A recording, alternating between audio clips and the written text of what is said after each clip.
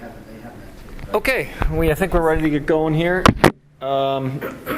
This is the November 29th Transportation Committee meeting. If we could go around the table up here, please, for the record. Scott, can we start with you? Scott Potts. Mike Wolf. Warren Small. Dane Oaks O'Neill. Kathy Haynes. Carol Bites. And there are representatives, a couple members of the public, and one representative from administration here.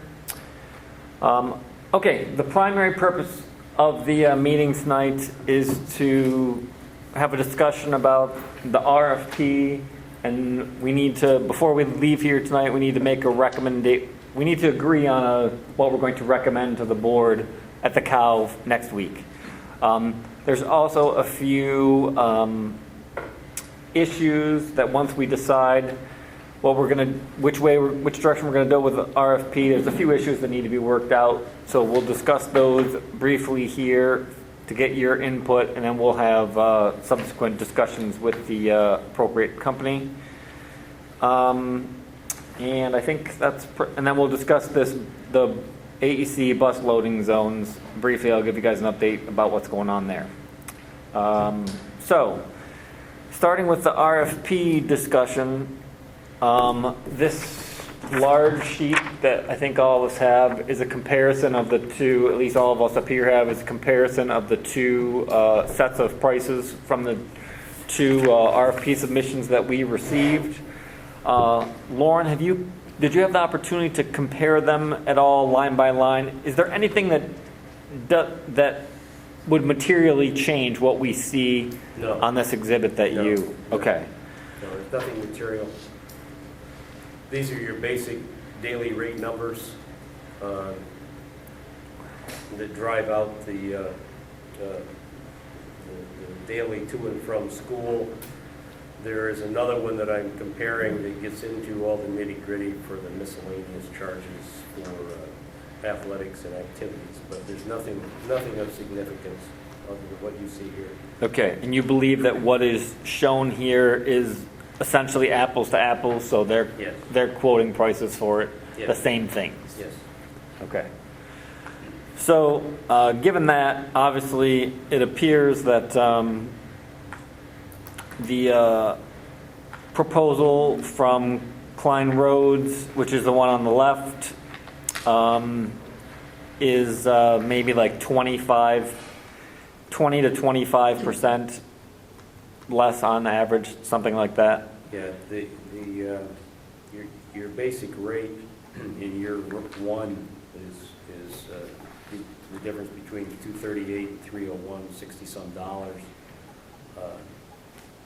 Year one compared to where we are currently in the final year is higher, but and then it levels off over the subsequent 4 years.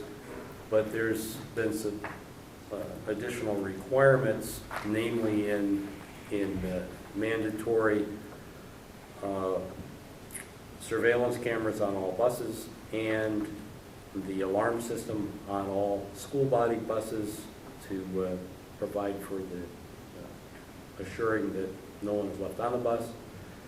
And the requirements for age of bus have been tightened up, if you will. So there's going to be some increased requirements on the contractor in year one. So, having said that, the first year rate is higher than the increase that year is greater than the subsequent years. Okay. Do you know what the current, just for reference, do you know what the current... Current rate, I believe, is $207.50. Am I correct? For daily rate. Okay. For the final year of the current contract. The final year of the current There contract. was a 42-cent per day reduction this year because of the CPI. Okay, but as we discussed, just so that all of you in attendance know, we did meet with Steve and Wayne. Lauren and I met with Steve and Wayne and Kathleen last Wednesday at 1:30. Thank you. Wednesday at 1:30 to discuss some how to handle a few issues going forward should we choose to contract, should the board choose to contract with them. And one of the reasons for the increase, Lauren alluded to the fact that there's additional equipment requirements, right, we will now have cameras on every bus, which is not in the contract. Currently, the number of cameras we'll talk about a bit tonight, and we have some video footage to help with that discussion. We also mentioned that we'll have the alarm systems installed on every bus going forward. Also, there's an age of fleet requirement that is going to require some new bus purchases, so that's also driving the increase in rate, because there's, like I said, in order to get to the requirements that are the age requirements that are in the new RFP, there's going to need to be some changes there. So I just wanted everyone to know that the cost increase, I think, is probably largely driven by the requirements, that excess requirements that we had in this RFP. Lauren, does that in line with, guys, is that in line with what we discussed on Wednesday? Do you agree that that's? I would agree with that. Okay, thank you. So, given the difference in the two sets of rates, I don't see, I'm having a hard time coming up with a reason why we would consider going with first student. Do the rest of you? Can I ask a couple of questions? Oh, please, Carol. Why does the one quote have midday routes quoted and not the other? What was that question? Why does first one, student show midday routes quoted and the other contract does not? it's actually first student that doesn't, but. Sorry? Oh, they both have it. One is just not in the chart, Carol. Where is it? It's right below. It says kindergarten midday regularly scheduled route. Okay, thank you. Easy So to- that's higher for the first one? Yes, that's higher for the Klein roads. And I think I think that this rate is probably similar to what the current, well, there's some, I think we are currently being charged half of the daily rate for the midday runs. Is that correct, We Lauren? were being charged that until mid-September. Okay, And so, now the billing is per the contract. okay. And so there's obviously opportunity to negotiate that if we want to. But that's the only column that's materially, that's higher on the Klein Road side, I believe. Or Ask though. Another question? Yeah, of course. So the second one for student, are their buses equipped with cameras and alarms? Yeah, that's what we were saying. That it's apples to apples. Nobody's equipped. No. Neither The one. requirement per the RFP is all buses will be equipped with cameras, recording devices, and child safety So devices. both of those quotes have those Yes. considerations built into them? Yes. It's not going higher It's to a be in It's a compliance? requirement per the submission.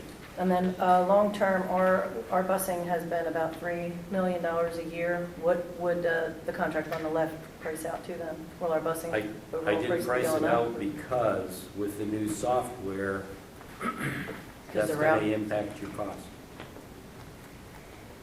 So without apples to apples, it's going up because it's higher, the first year will be higher than last year. The daily rates are higher, but Okay.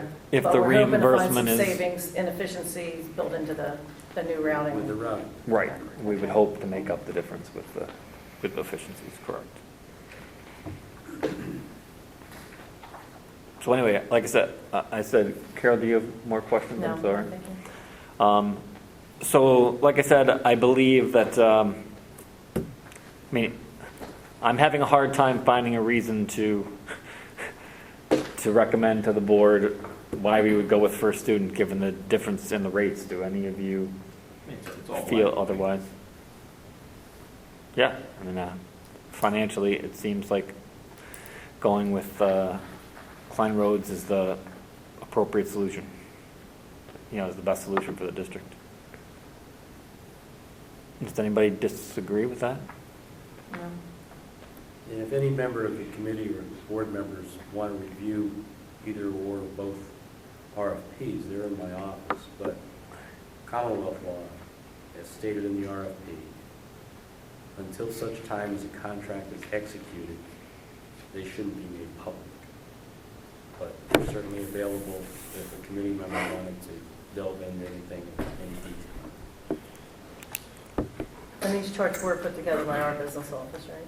Pardon? These charts were put together by our business These office, are right out of the RFP. By you They're guys. pa- No, these they were are provided pages by out of the the- RFP. Right, but you put the chart, oh, I they just- put them in? Yes, Yeah, they this- were this is- provided by the, The respective pages, I just photocopied to show it Okay, side by because side. that's the rate they will be billing at. Yes. that's Okay, correct. Thank you. I have one question. I don't know if it's how to articulate it, but there, a couple of years ago, the FCC mandated that the radios be changed from wideband to narrowband radios. It used to be like 25 kilohertz separation, and then they made it 12. Now there's chatter of taking that 12 down to something less, like 8, which would require new radios to be purchased to remain legal. How would that, is that covered in this contract at all?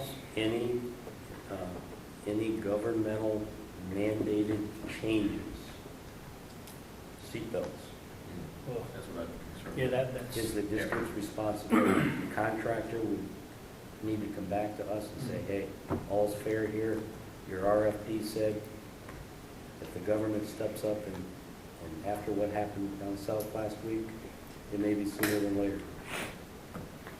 But that cost is to be borne by the district, obviously negotiated with the contractor.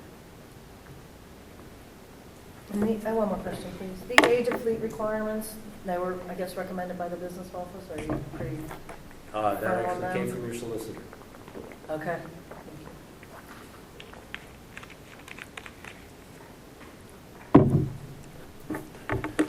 okay, so I guess our recommendation to the full board on Monday will be to go with Klein and Rhodes for the upcoming 5-year contract.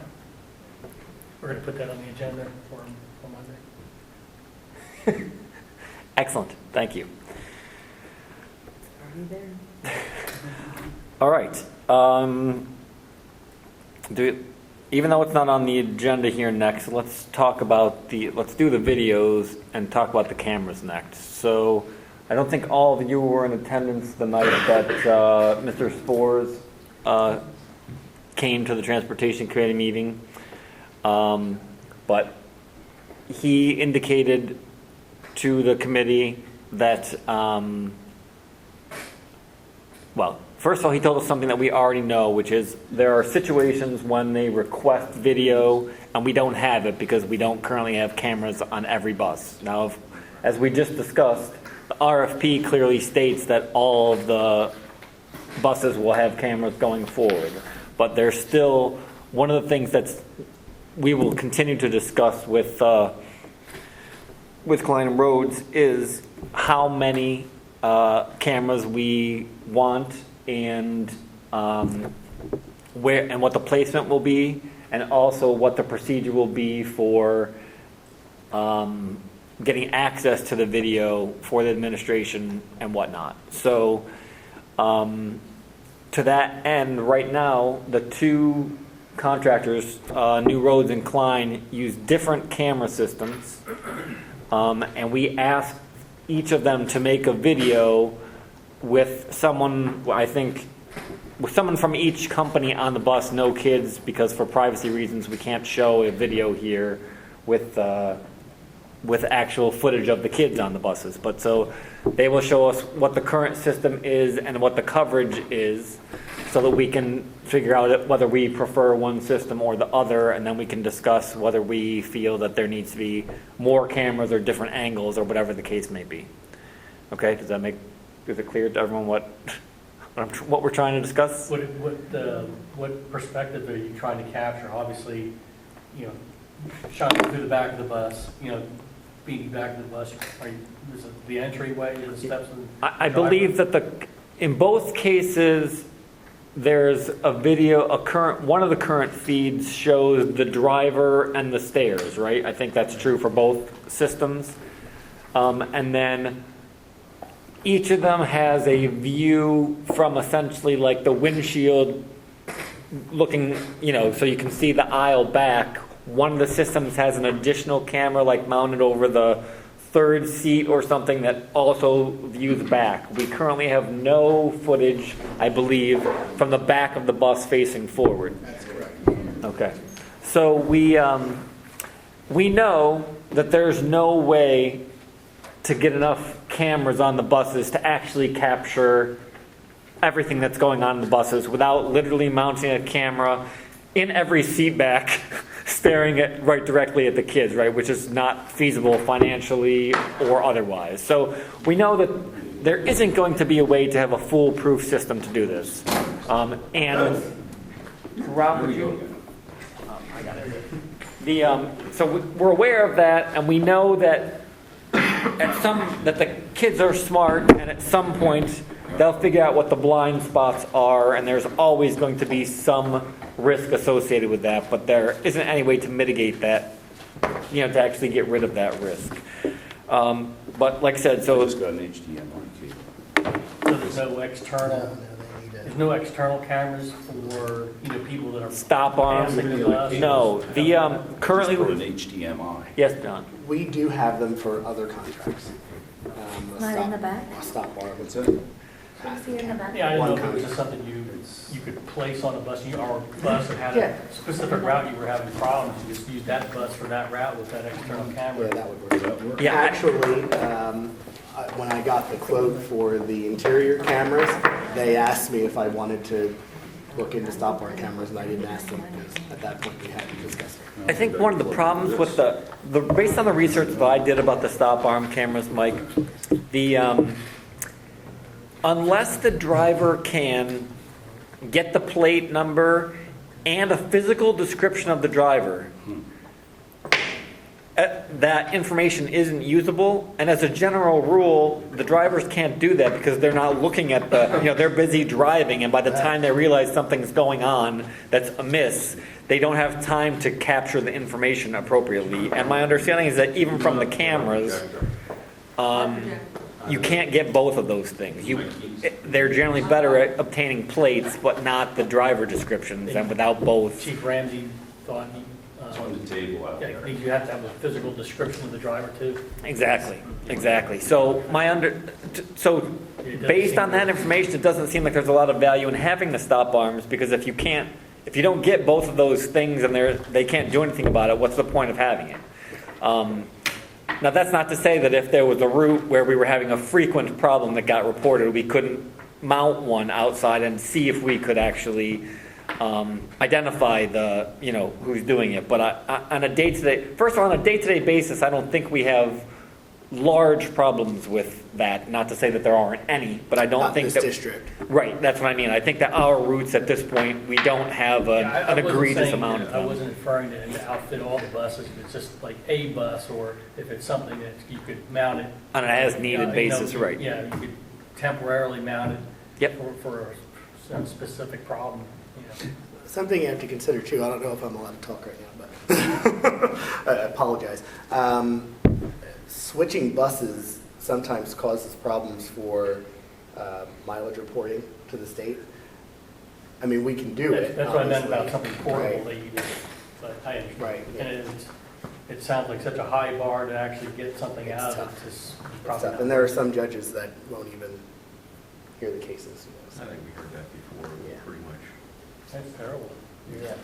If you Sally's running up to the shop quick. Okay. Yeah, Sally's gonna run up and get her projector at their shop quick and bring it back, They don't Okay. talk to each other. so we can, Okay, thank you. Sorry about that. That's The, projector will talk to your computer?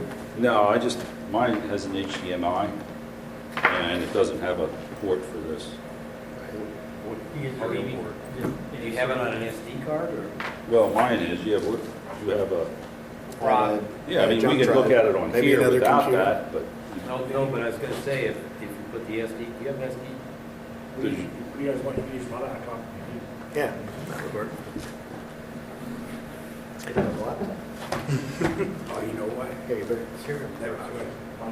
It's the, the old fashioned. It's the old fat. Yeah. I had to do, sorry, guys. Yeah, No, that's that's not what gonna this is. Yeah. Okay. I got About the you? same road. Yeah, so is Yeah. mine. Oh, well. It should be back in about 5 minutes. Okay. Well, I have the SD card on the side here. Yeah, that's not the problem, it's the. But it's hooking up to the Yeah. projector. I have Here, it. you've got it. She's got it. I have it. Yeah. Oh. She's got it. I've worked in the same problem. Right, like, I guess the other thing we can talk about while we're getting this set up is that Steve indicated in our meeting last Wednesday that their I have everything open. their SD cards are actually in the cameras themselves. Okay, so that if we request the video, somebody needs to go out, physically pull the SD card, and that bring it inside, download it, whatever the case may be. So they physically, as opposed to it being, wirelessly transmitted to a server or whatever, they actually physically pull the SD card from the camera to capture the video,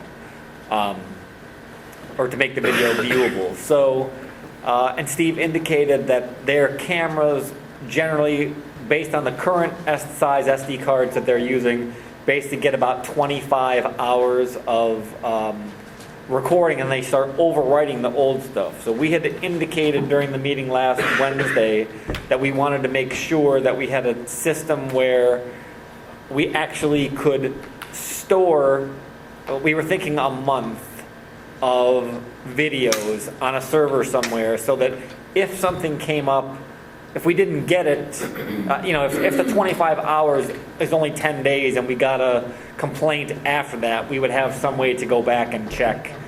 I just wanted to show Videos you further ours back. too. Ours is similar to theirs, but this is actually a hard drive that's in each bus.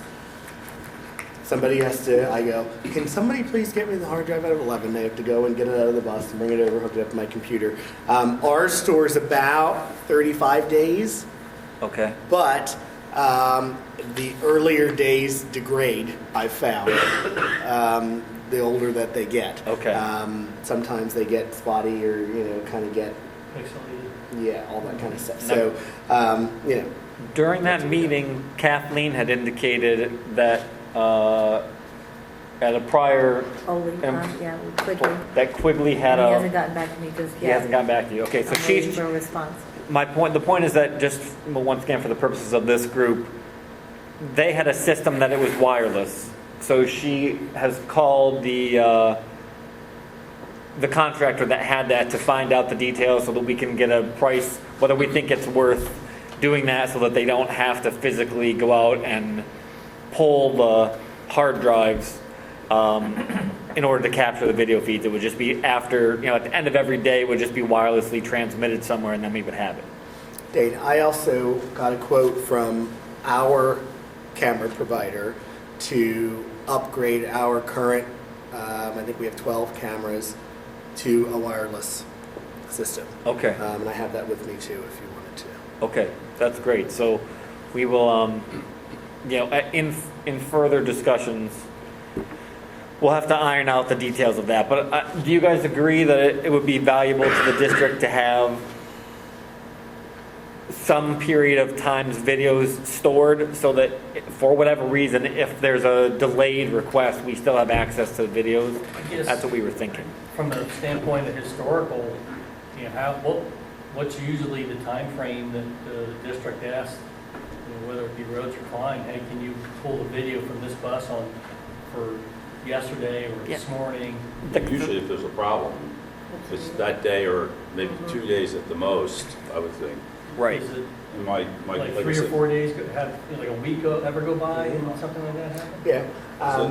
for you. We it's usually more if there was an injury, something like that it would be a little longer.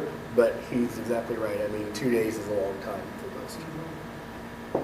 So we're talking with my SD cards, I can slow it down, but it affects the quality of the picture then, of course.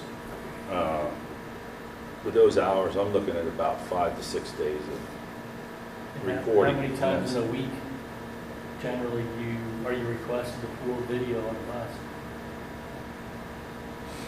Well, Every day from middle school. I was about to say, the vast majority of I've seen some of Klein's, the reports from yeah. our superintendent, so it's, The vast majority of Klein's cameras are at the middle school.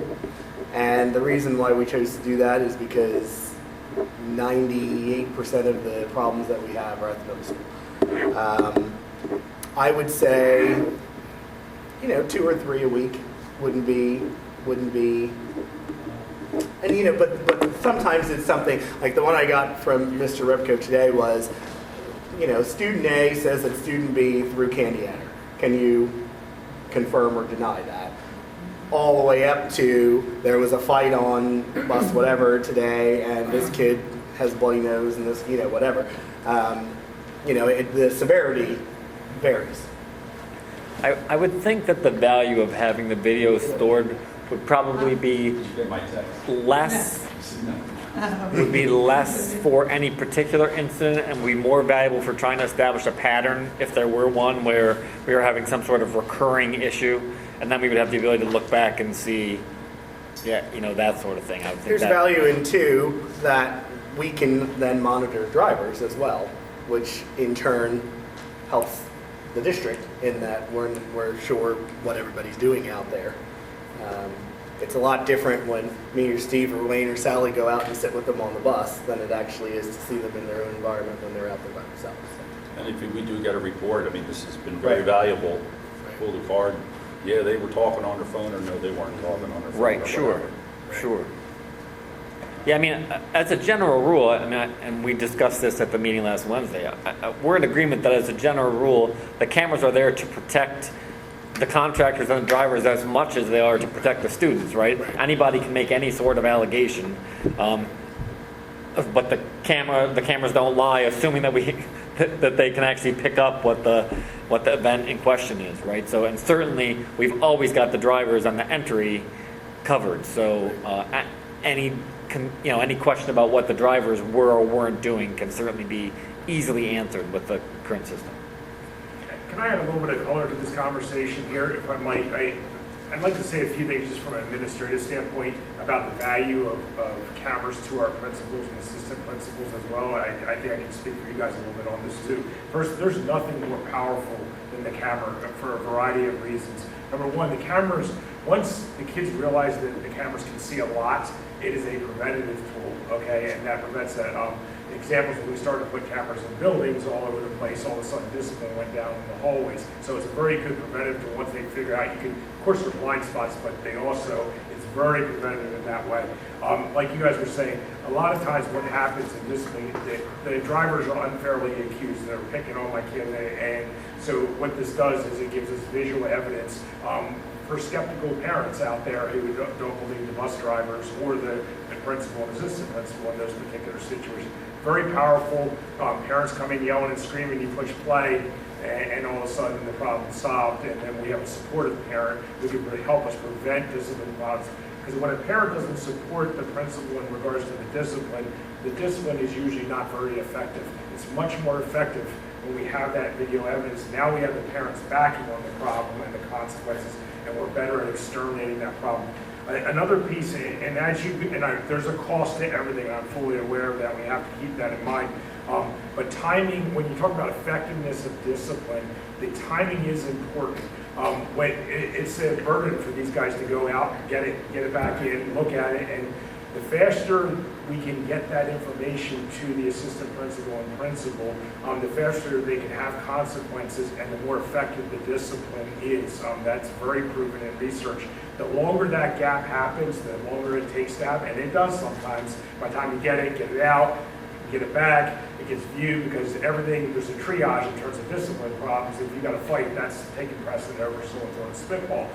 And so the longer it takes, the less effective the discipline itself is.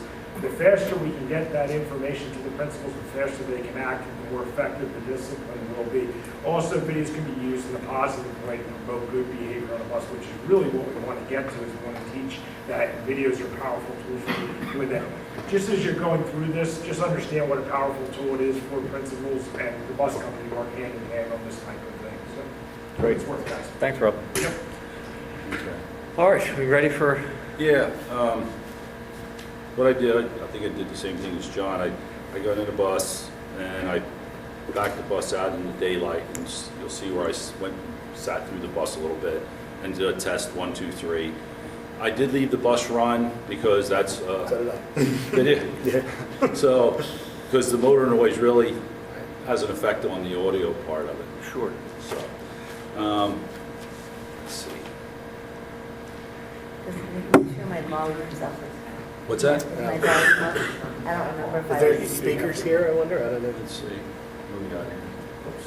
Just make sure the volume is up, whatever I might have turned it Yeah, down. I turned it up. Okay, Is it up? good. Mhm. You have to do that from the breaker panel. We might be okay.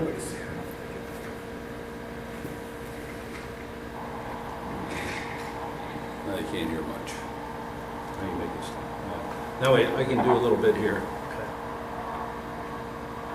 I have a speaker in my office if you need it. You can't hear too much. Now you're looking at the camera at the doorway and the driver, and the other one's shooting out the front of the bus. Of course, it was raining today, so it's not a real good video.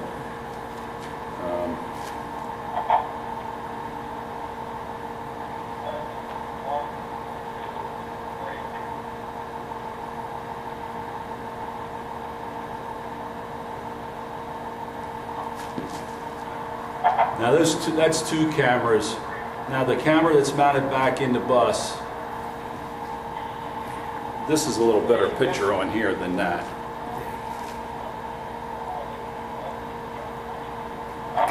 I got out the bus, somebody was talking to me out there, so that's why you can't see me. I went outside the bus for a minute, so I'll be back in a second.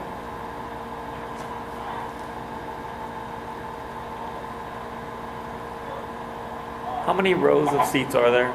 12. 12 rows. Now I can move this camera, I can move to the front a little more. In fact, the newer ones I've been mounting about the second and a half seat Two, right. back in the bus, because the front camera will get the first 2 or 3 seats.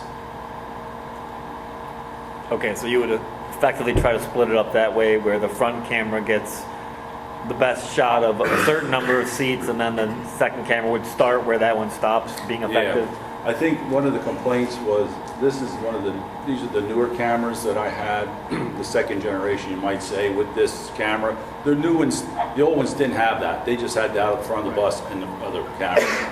And if we proceed like we are, I would put all cameras like this. Just update the rest. All the middle school buses have this in, as well as about 4 or 5 high school.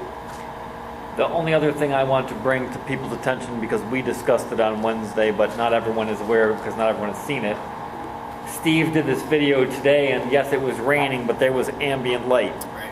In the morning, if a bus run starts early enough that it's dark, right, that it does clearly affect the quality of the Right. video because the cameras are not Well, we'll see this. 'Cause infrared equipped. I pulled it in the wash You bay did. and turned the lights out, put the door Right. down. You did the same I thing. did, but mine didn't come out very well. I'll tell you when I Okay, did. so my point is just that in the Right. dark, the quality, what is discernible on the video clearly, it limits what you can see. They are night vision, but you It's- can't see it's more not than 3 rows back. I mean, it's difficult. As you can see, it has a speedometer there. I can pull this, the driver was speeding, I can pull that out, put it in the computer, we can see how fast the driver was going at that time. If somebody's speeding down Russell Avenue, and we know what time it is, we can figure it Right, out. somebody calls and We can says, we see think what, yeah. at this time. There's a place on here where we can set a speed alert. If the driver speeds, it starts dinging, and then it will register an event on the card. Okay. An event will never go away unless I erase it.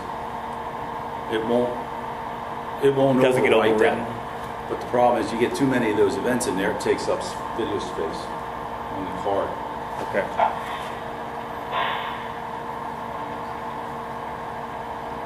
Okay. Okay, I pulled, this is a much better picture here. You just wanted to stand up and look at this. That's all fuzzy. But this is a night camera. That's the, I don't know if you guys can see this. It's a little better. That's the infrared.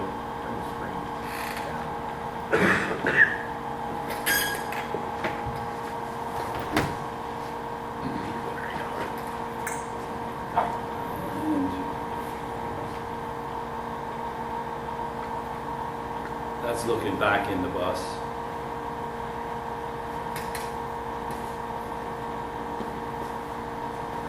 I mean, it's infrared, but it's not the best. I think we have some at school.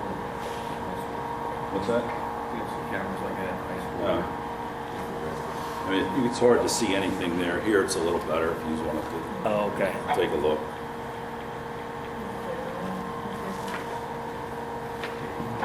It's probably small cameras, and with, But as you can hear the That's motor all right. that's running. all that's, yeah, because some of them have big panels. Ours is just, Infrared. it's a ball that hangs, and it has one little line of infrared. You can see me walk around in front of the bus. I really like that. I'll tell you, that's one thing that is much better about their cameras than our cameras. Ours are a little older than theirs. We don't have an outside view.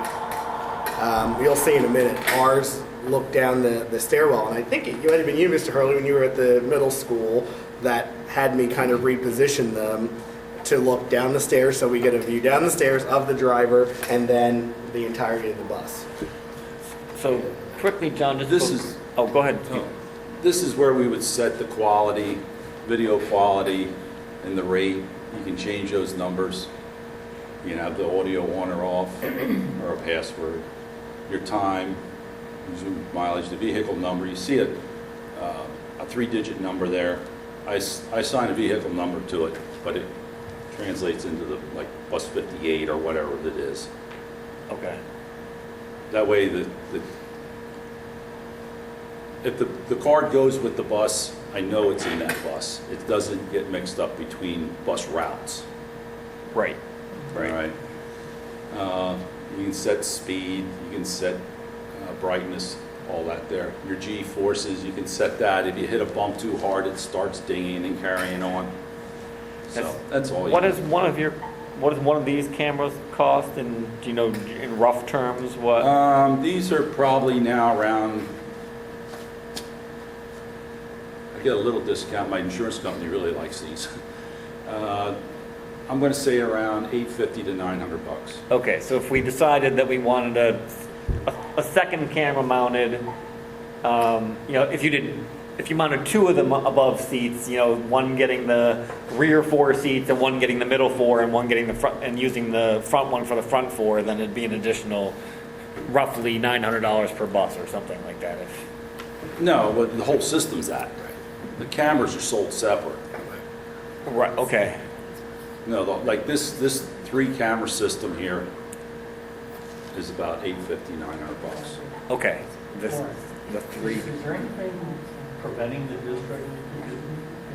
This type of system would be available to those two at a much greater discount. Than I would like to think it was, you're getting a discount from your insurance company, but we'd have to compare to see what. And what's that through? To the state bid purchasing system. Oh, right. Yeah.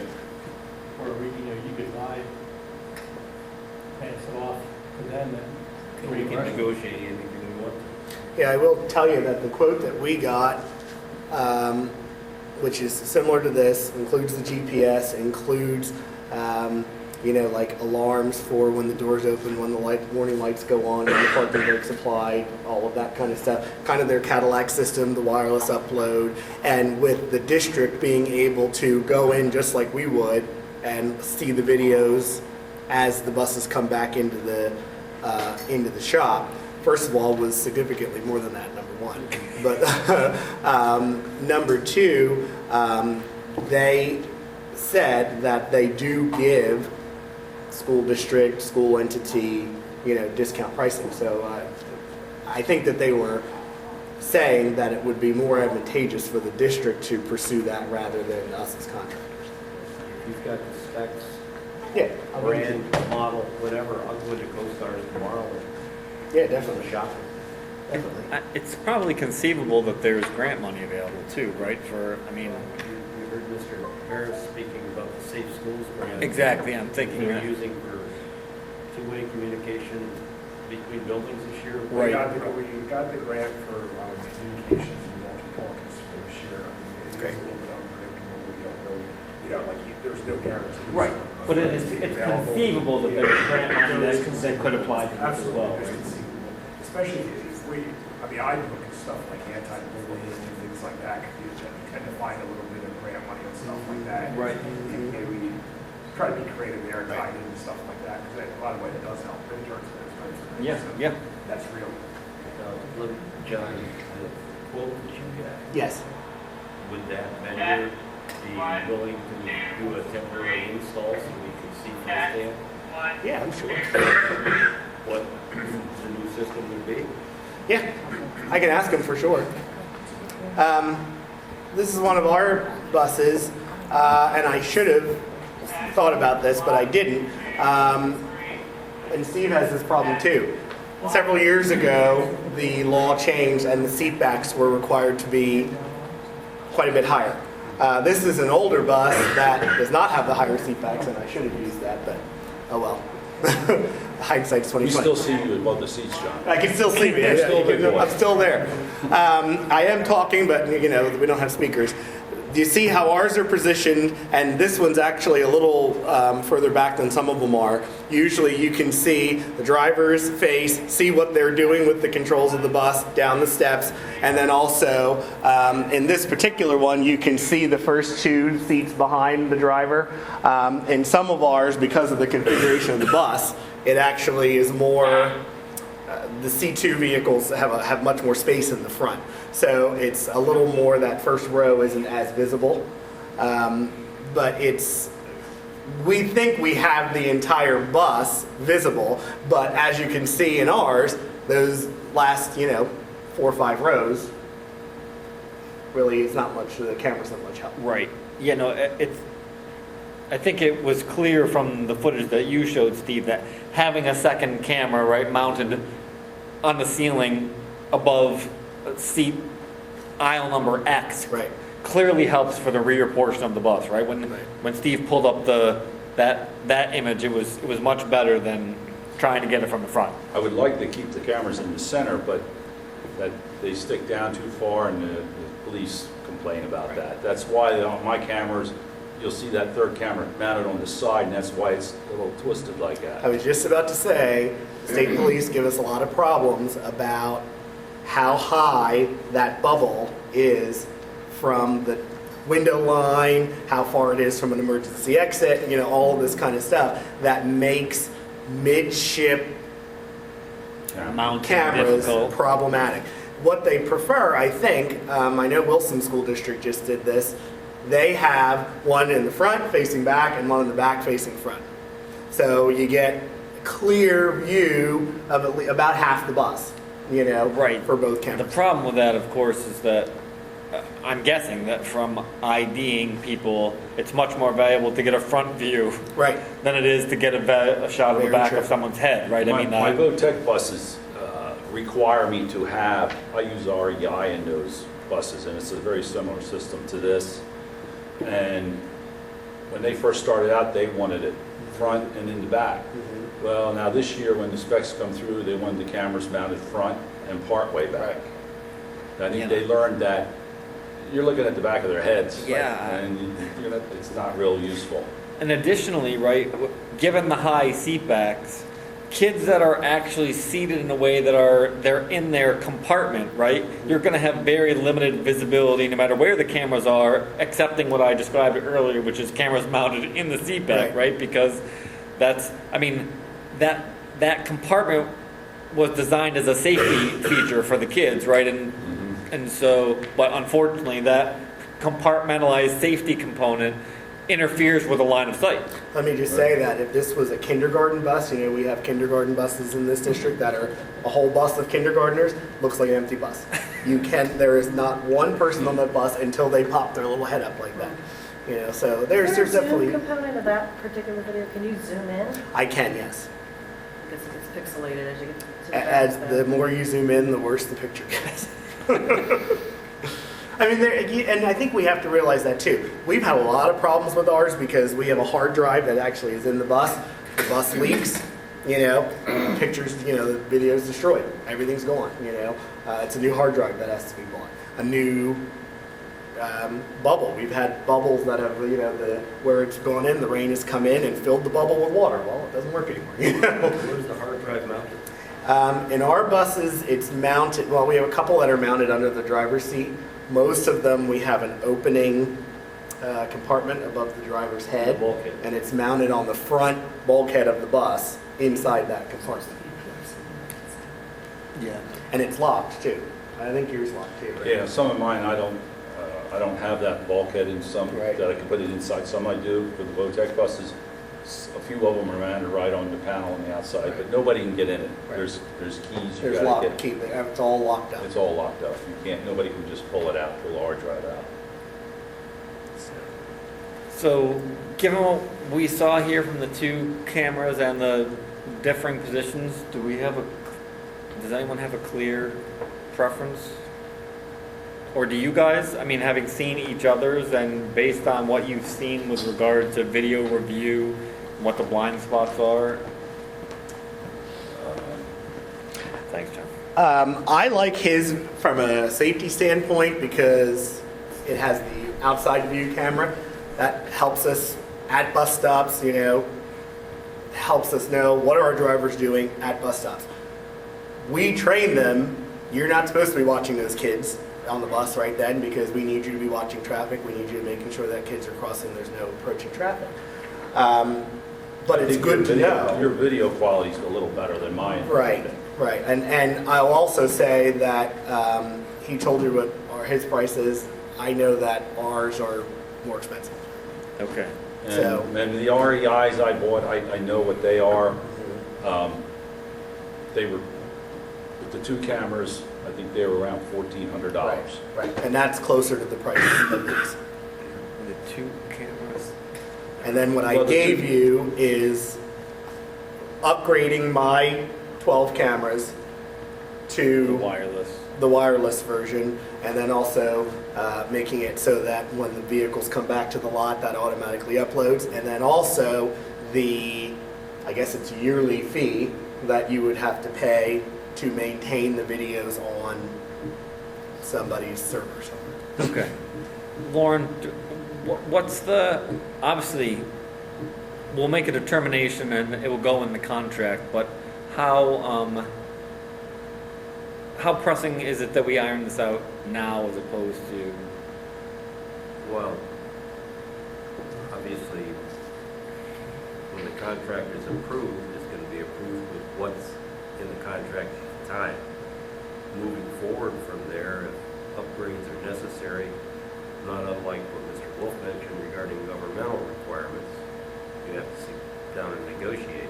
So they've demonstrated what they are providing per their response to the RFP. Am I correct? Correct. All mine would be, even my old cameras that I have that just have the two views, would be upgraded to the 3-camera system. Right. That's what I propose with our RFP. And same here, we only have 2 camera systems, so all of ours would have to be upgraded as well.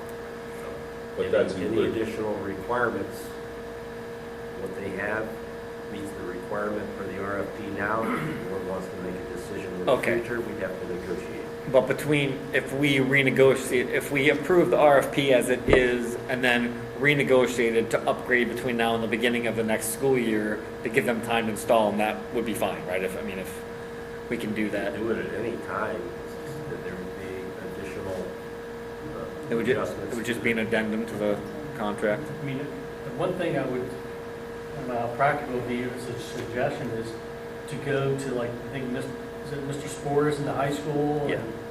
And Mr. Repko in the middle school, the people actually See what using they it, want. Right. and ask them for suggestions. Sure.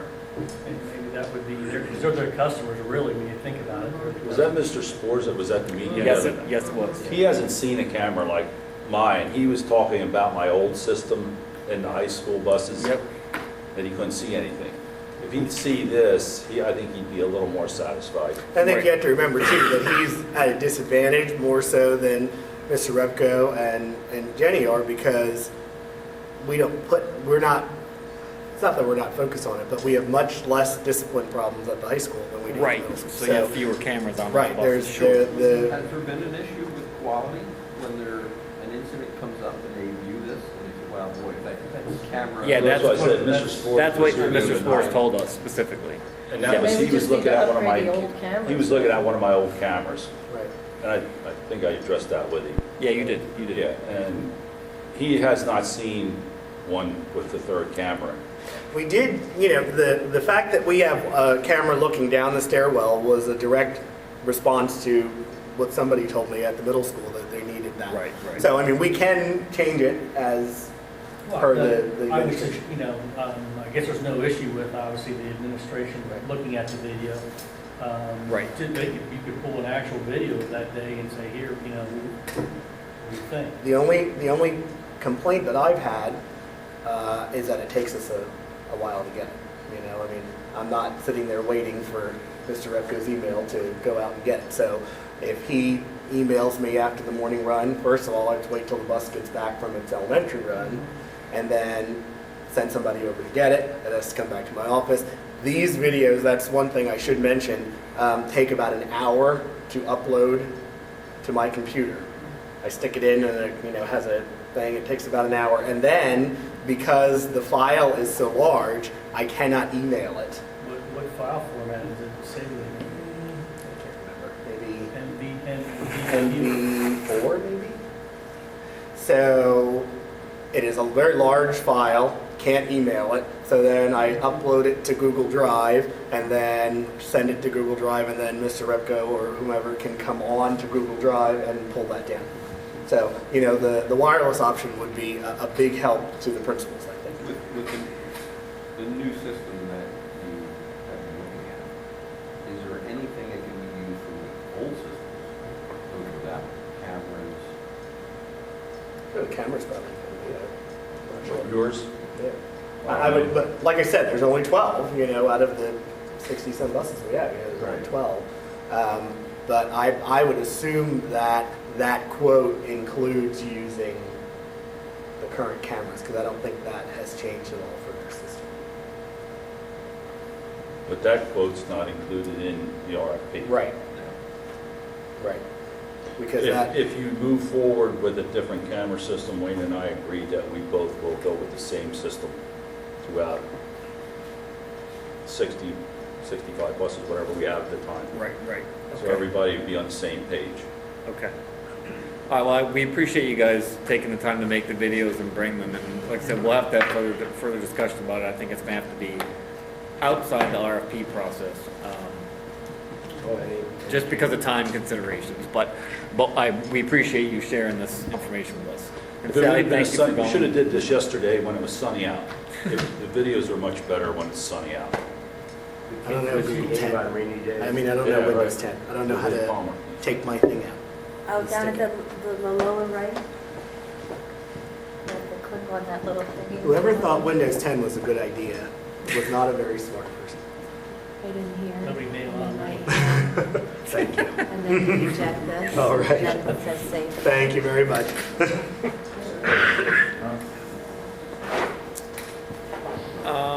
Okay, I'm gonna just summarize the other items because there's a 7 o'clock meeting apparently coming in here, and we got the one item that we really needed to, which is the recommendation of which provider to go with for the cow on Monday. There needs to be further discussion about where ultimately the transportation clerk role, whether it's going to be a Boone employee or whether it's going to go with the contractors. And the reason I say that is, now this is sort of linked to the new job description, which not all of you have seen, for what is Casey's current role. There's a big transportation component in there. It's not at all clear to us whether where it's going to end up, partially because of this job description change, partly because of a vision that Mr. Harris has for the administration going forward. The contractors have basically said that if it goes to, I mean, that it's they've asked that we budget 80,000. The addendum or the additional component per the RFP would be an $80,000 markup if they maintain the transportation clerk's position. We have already moved forward or the committee has made recommendation that we change our software provider. And the reason we did that was because we originally, when we wrote the RFP, wrote it both ways, that we would provide the transportation as we are now, the software. And the respondents were to specify either or as far as retaining the clerk or sending the clerk to the district. Then, so that's the direction we were going. Excuse me. We were going to bring the clerk in-house. We were going to provide the software and move forward. Then this new position, coordinator of contracted services, came forward, which includes the transportation component. So right now, yes, we're making a recommendation to move forward with the new software, but we need a decision on where the clerk is going to be housed, because TransFinder is ready to move forward soon after the first of the year as possible with the training process.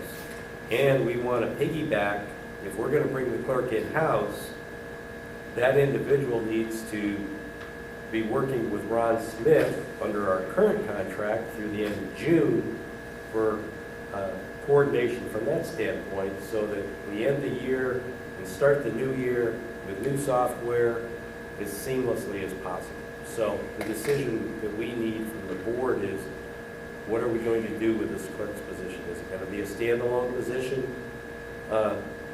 in the district? Is it going to be a part of another position?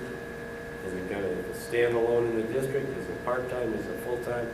So that's what we're doing.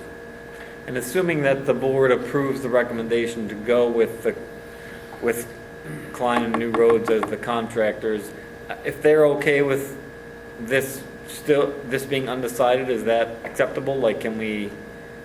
I think, in fairness to the new contractor,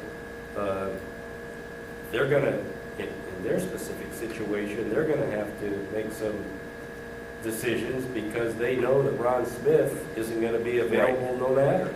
Ron's going to retire at the end of this Right. year as far as that. My point is not to delay it long, because I think these discussions need to be clearly we need to get this wrapped up in December, because as Lauren said, if the training's going to start soon after the new year, we need time to hire that, whichever place it lands, we need time to hire that person and get them on board so that they're ready to be trained. So I'm not suggesting that we postpone this discussion long term, but I think there are other voices that need to be heard that are not here right now.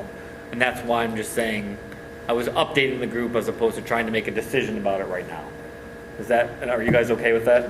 As long as we get it ironed out here in the next couple weeks? That's fine. Okay. Steve, what's Ron's hours per week? Ron, he starts about 6:45 in the morning, and he goes home at 4:30. Can I just add something in there too? You guys don't know this because it doesn't show on paper, but there's a lot of people at Klein's and New Roads that collectively do the job of transportation I director. think there's a lot of people that help cover for that position. Right, And I think the problem's going to have one magical person right. isn't going to do it. And I don't think you're going to have people come in to the office here and be able to help. I mean, they could try. I mean, Ron starts at 7:45. I'm there usually 5:45, 6 o'clock, as well as another person, John. Josie's there Josie's at 4 o'clock. in the morning. So, I mean, there's a lot of people That that make this work. make that work other than just Ron, and it doesn't show on the paperwork, But I'm concerned that we go into September and we think, okay, we're gonna hand this person that is not a transportation professional the responsibility for 60 buses, and I've seen it happen. They go, I can't handle this, and they leave, you know? One of the former districts that I worked in, I was on the contractor side, obviously, but the exact same thing happened where they brought in a brand new person that had never worked in transportation before, never had gotten up before 7 o'clock in the morning, you know, and the first day she's there taking calls from parents saying, you know, F you, you know, where's my bus, that sort of thing. It's not something that you can just throw somebody into. And I think that Dane's exactly right. Giving them that time to work with Ron, who knows the district, knows the roads, does a great job every day, you know, getting these buses to and from, would be a real advantage to the district. And it's not a part-time position. This would have to be a No, Oh, yeah, full-time. it's a dedicated. That's a full-time So it position. can't be shared. Full-time. Right, no, yeah, it's a. Can we talk to other people who use the software that we're purchasing now and see what their opinion is? Ask actual TransFinder users, how many people are involved in the process? Would that be? I think the issue good is idea? less about the routing, which is not Ron's primary day-to-day operational role, and it's Okay. more That's the about, summer. Right. right, you know what I mean? Not I think the routes. routing, right, it's primarily summer, and once they're set up, unless something needs an adjustment, they're good. I think it's more, September and it's October. more the day-to-day, Okay. essentially, like he sort of serves as a dispatch role, right? He's there receiving the radio calls if there's any issues, and then if there are, he calls the affected schools and makes sure that they know what's going on and make sure the lines of communication are open. So he's got to be there and monitoring the radio all the time, or he or someone has to be there all the time to field calls and make adjustments and that sort of thing. I think that's the full-time nature of the role. I don't know how, like, if a driver is ill or whatever the case may be, I don't know how you find replacement drivers. I don't know if he's involved with that. That's or on whether- us. I mean, Okay. if Here it's they a, are. right, here's our replacement drivers. I know who they are. I just didn't know how it got filled. So The actual dispatching takes place within each contractor. Right. But, you know, the dealing with the parents and dealing with the schools themselves Right. is definitely a full-time position. And I just hope that that's understood going forward so that we don't get ourselves in a situation where nobody gets to school. Right. I mean, you know. like I said, I took the full day and sat in on Right. what Ron did, and it's clear to me that it's a full-time job. That he's not just sitting there doing nothing all day. So, but like I said, I think further discussions about this need to occur. So, I think in the next few weeks, you'd have to make a decision, because I think either you or Klein and Rhodes need to start searching for a person. agreed. Whichever way it goes. I totally agree that we need to wrap it up here in the next couple of weeks. I just don't think we can be ready for Monday. That's all my only concern. The other thing to consider too is summer runs. You know, whoever this person is going to have to assist him also, or he'll be gone for the summer. So I mean, Right. we need to have somebody to write the runs for the fall, but also somebody to write the runs for summer. Yep. Okay, thanks. So we will postpone, we'll have further discussions about that, but we won't make any official recommendation to the board on Monday with regard to that. With regard to the fuel delivery, Yes, the contract simply, the RFP speaks to fuel delivery being provided by the district. Well, actually, either or. And the ideal situation is for the district to purchase the fuel because of volume purchasing through the consortium and the tax ramifications. But the other piece to it was, that's easy for the diesel part. Both vendors have their bulk storage. We order transport delivery to get the best price. But then you've got however many gasoline vehicles.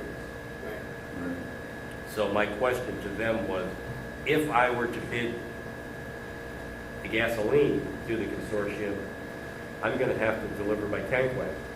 Obviously, we don't need transport, but nevertheless, So that's going to require storage. Well, then you're into the restrictions as to placement of the tanks on properties. So we either have to find some central location where we could have 5,000 gallons of gasoline delivered that they could access, our product, bought at reduced price, delivered to that location with the ability for them to pump it, or stay with the current system, which is we give them our credit cards, which right now, how many was that, Kathleen, today you found? You guys know how many are out there? Yeah, it looked like, what, 10 of them? I probably have about 8. I probably have 8. So, I'm gonna say we have about 5. That's what I mean, it was like 10, 15. And they're assigned to each vehicle. right. Right. So, we're still working through the logistics there. Because right now, we have to handle the tax end of it for the gasoline that's purchased. Because you're purchasing it on our credit card, and that's just the way it works. Right, and the big the big obstacle to us bidding it and buying it, and if we could find a central location, is the actual price of the tank, right? Which currently, you guys know. I contacted Hafer Petroleum. I use them for an installation, and they do my inspections when required by the state. For them to give me a solid number was rough, but he said they just quoted and are going to do it. They got the bid. A 10,000 gallon gasoline tank, and they're going to do everything before the pad that it sits on, and that was going to be $125,000. Because you've got all the diking involved. Well, no, Upgrade. well, it would be a fire guard tank. Okay. With a fire guard tank, you do not, Don't it's need a the double diking. wall Okay. fire guard, you don't need diking, and as mine are single Okay. steel tanks up there, that's why I have dikes. Okay. But, and another thing, my tanks have to be 50 feet from a building. With a fire guard double wall tank, you only have to be 25 feet from a building and 50 feet from a property line. For mine are 50 and 100. So the fire guard tank, that helps to drive the price a lot, the fire guard tank. But they are much safer. They're double wall fire guard. So they were talking somewhere probably $90,000 to $100,000 for a new fire guard pad all set up. Now that's a ballpark. He didn't have, I threw this at him the other day, and he'd have to see where it would have to go, and all, so on and so forth.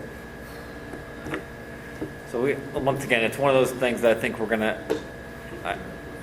And that's one person. We can get a couple other quotes. Right. What vehicles are gasoline powered? What vehicles are gasoline powered? The vans and now the minibuses. Many school buses. Many school buses, So they switched over from diesel to Largely, gasoline on those? right. I didn't. largely. Just the Ford motors weren't fitting, and then Right. the Chevrolets, they stopped making them. Now, I don't You know what it is, a lot of it had to do with the whole regeneration and that Yeah. happened with big trucks. It doesn't work real well in small vehicles, so they said, oh, we'll pass. I don't know, Scott, do you notice anything in the pipeline for the smaller vehicles? No, Go no, I mean, back that's, to right diesel. now, the larger fleets are noticing gasoline is the way to go. I mean, less maintenance, your after treatment system, you're not having, right now with them when they're under warranty, you don't have expense, but when they come out of warranty, very expensive. I just ordered a brand new Mercedes four-wheel drive service van, and it only comes in diesel.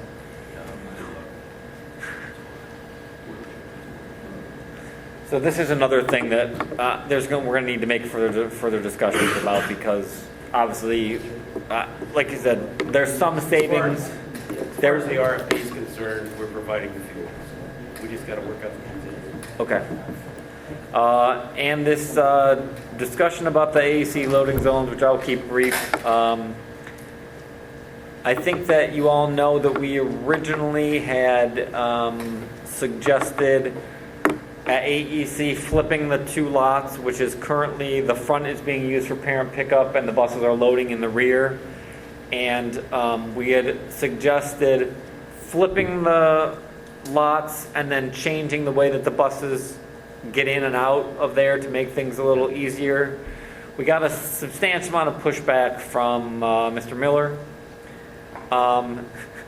Steve was there. It was pretty clear that they weren't that he wasn't comfortable going in that direction, and so we, as a compromise plan, came up with a potential.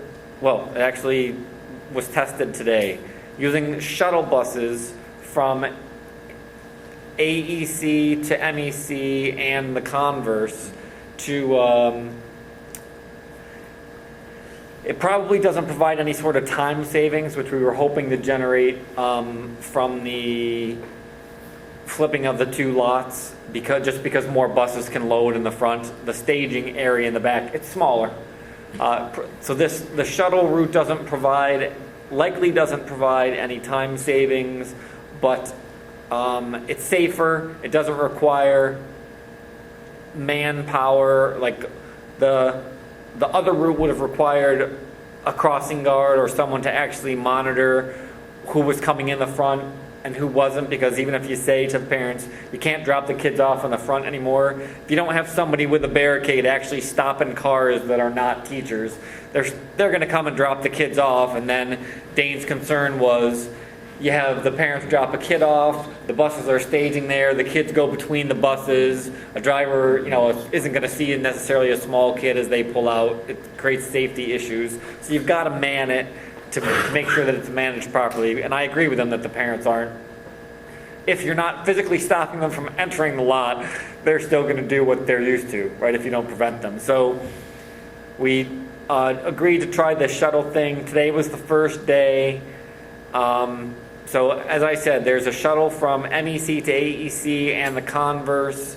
It minimizes the number of buses that are crossing 422. So it's a definite safety value add to the district, because not nearly as many, like I said, not nearly as many buses are crossing 422, which is that area where we're most likely to have a catastrophic accident, right, because of the speeds at which people are driving on 422.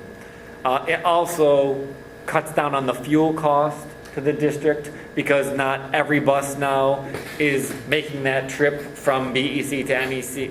From MEC to AEC and converse. So you've got, there's. So instead of having like one or two kids on the full-size buses, you stage them at whichever school, and then you load them into. That's correct. So the shuttle comes over, and then they get transferred to the same bus that they have been riding home anyway. They just they just take the shuttle from one school to the other, and then the personnel at the various schools reroute the kids onto the buses that they are used to taking home.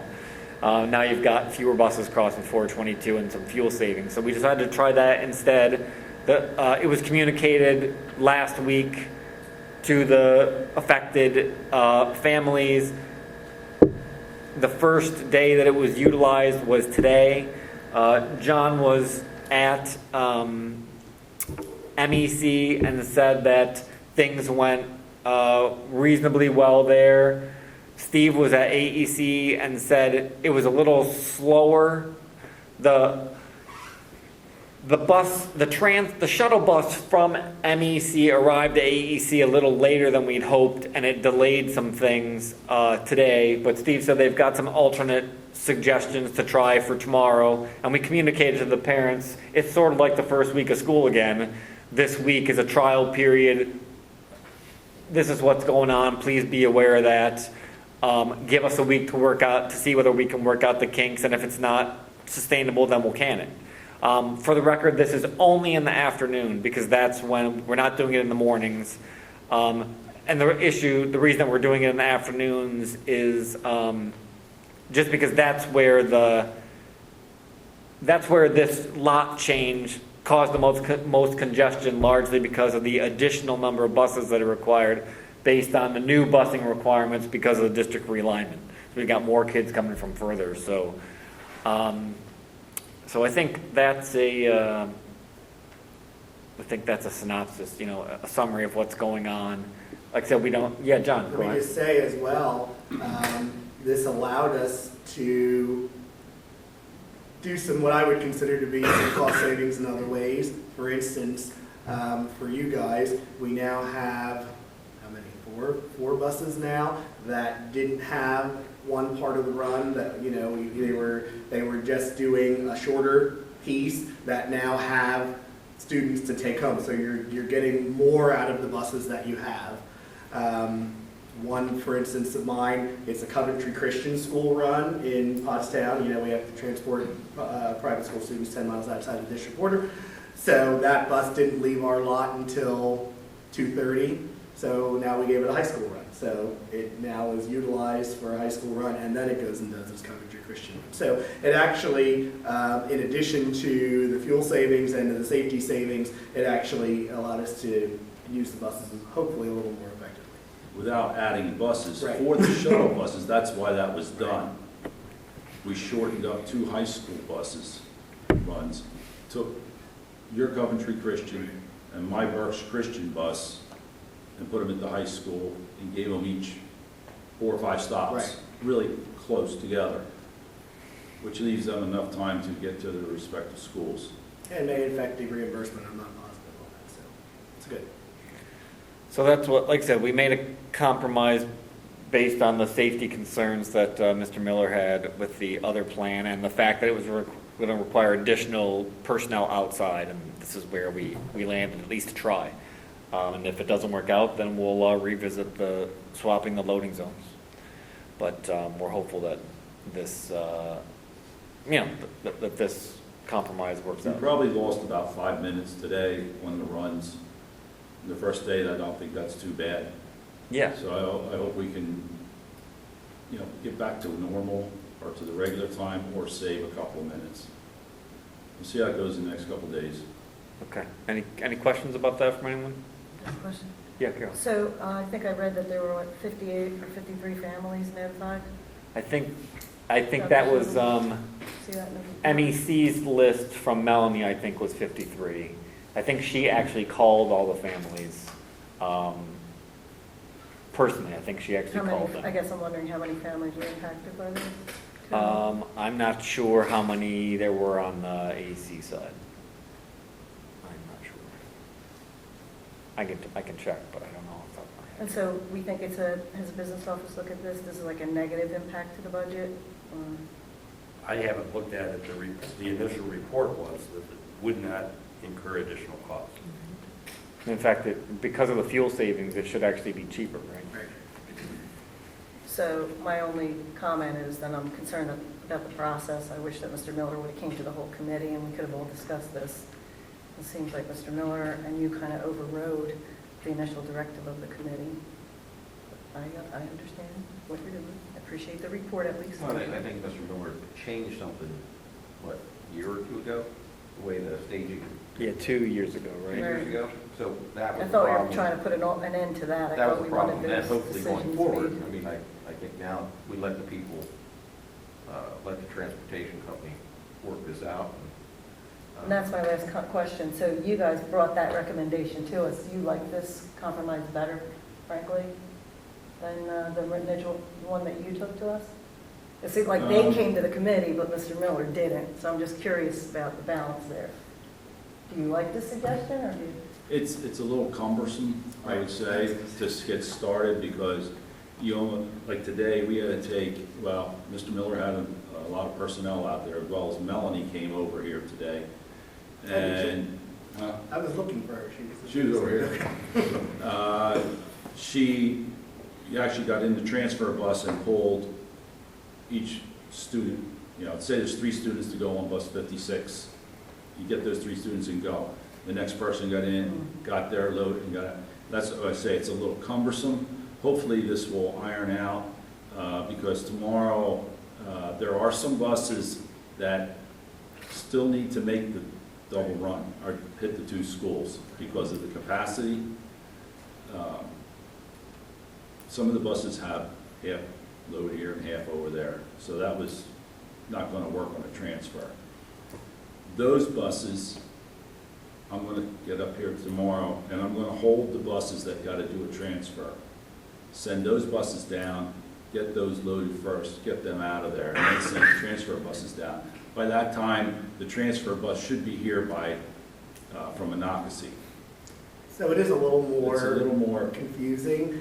The other thing too is, one of the transfer buses, even though they're on the bus for a very short time, has 70 kids on it, you know? So for the driver, that's a stressful environment. And even if it's just for 5 minutes, you know, I mean, that is, so there, I think it would have probably been easier if we could have just flip-flopped the parking lots, but now that we have it in place, I think that it'll be fine.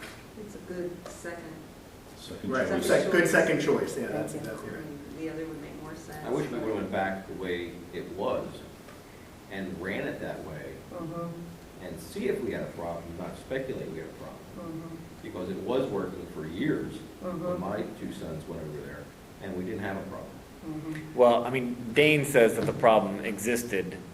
Well, It didn't amount, the safety concerns didn't amount to any incidents, right? But well, you're picking one that flees the others for the 422 crossing versus here. Was there ever a problem? No. So Yeah. we're listening to one administrator with cautious optimism. excuse me, you could really do both if you wanted to. It would still make it easier to have it slip. I mean, even if with Yeah, the shuttle right. buses, if we Yeah. were able to load the buses in the designed bus loading zone, then I think that would still be easier. To cater to parents that are dropping the kids and also picking them up, they're not the ones worrying about why the kid's not getting home at a certain time. Right, right, And well, there's other concerns too. We had discussed the buses, it's a very difficult turn for the buses to turn out onto Weavertown Road Yeah. because they've got a 3-point intersection there. It's a very difficult turn for them to make the left onto Old To me, Airport. that's a dangerous I was route. relieved that we had gotten away from that, and They we should, haven't. they should be coming out here, up here. although once again, while I agree that it is a real safety concern, it also hasn't generated incidents, right? So, if you all had been at the meeting where we discussed the flip-flopping and seen the reaction from Dane and Jim, you all would feel differently about how this might or might not have been handled. The question would have been ultimately, did I want to twist their arm? And that's what it was going to come down to. And I don't feel like my role as a board member is to force the administration, is to tell the administration how to handle day-to-day operations. I don't feel that that's my role. But as So- far as a route, as a school, that from day one, the way that route was structured, and now it's changed based on what they feel. I'm not saying, They didn't go to them and ask. I'm not saying that in the We summer, wasted our time in committee. I'm not saying that in the summer we shouldn't revisit it. And I think maybe if we can get Dane on board in the summer before the year launches, then it's not a mid-year switch. I think we have much more likelihood of him buying into it. But once we started down that road, I think, and because I think he's a little protective of it because it was his idea to flip them in the first place. So I think there's some personal bias there, right? I think it, so like I said, ultimately it came down to me not wanting to assert myself in that way with the administration. That's not to say that going forward, I don't think we should revisit it. Not at all. So, I mean, there's no sense having routing systems when you have administration that want to route starting from different. You know, now we're going to be paying this much for routing software versus this. So they need to be aware of that. so. The only other thing I think that got discussed at the meeting on Wednesday that we didn't hear about, Steve, did you or John, I think we wanted a quote as to the GPS, what it would cost to upgrade, to check into whether, based on your current network fleet and the 2-minute ping, what the price difference would be if we wanted much more, frequent updates. I think 10 to 15 seconds was the, did you guys have a chance to look into that? It's not important if you didn't. I provided in that quote, they can do that. It would include the stops, when the lights, all that kind of stuff. 10 to 15 second increases that price that much more. So, I mean, as you decide on which things are more important, essentially they just heap on more money. Right, as right. you get what you- So just for the, for the board, if you weren't here for those discussions, Mr. Harris had suggested that we have essentially GPS location for all the buses, which they have, but it's only, at least, do both of you have it, or do you? Well, it's You have on- network it's fleet. on a very few. Okay, We have it on vehicles that we use for charter. right. And some of that we have on school buses, but it's not on the whole fleet. Right. So Mr. Harris was espousing the value in having real time. If someone called and said, "Where's the bus?" Right? If a parent called and said, "Where's the bus?" and we could actually GPS locate it right now, we could tell parents, it's 3 minutes or whatever. It's 2 stops from your house or whatever the case may be. I may be splicing and dicing here, but we kind of know that now. I mean, a 2-minute ping would be sufficient. We know that the bus isn't off route or whatever. I mean, it requires me at the other side of my desk pushing the button and saying, "Bus 52, where are you?" I mean, it's not, I'm not sure that a 10 to 15 second ping is going to really, in our district, with our buses, afford you that much more control over where the vehicles are. I can tell you right now that Josie, who's our dispatcher, knows where the bus is, where it should be, I mean, we know it. We know the routes, we know where they're supposed to be. I can tell you where that bus should be at that time as it is. Well, we can, we have the monthly status meeting on Thursday afternoon. We can discuss that further. If you guys think that, if you can make a case to Jim that 2 minutes is sufficient, I'm willing to be flexible, especially given I need to look at what the cost benefit is. But if you're saying that there's very little benefit and the cost increases appreciably, then it seems like a silly idea. So we can certainly discuss it further. It's not that large. Right. Right. And I would take it as a safety feature. Heaven forbid there be an incident like Ole had years ago, where that gentleman took off with the bus and they couldn't find it.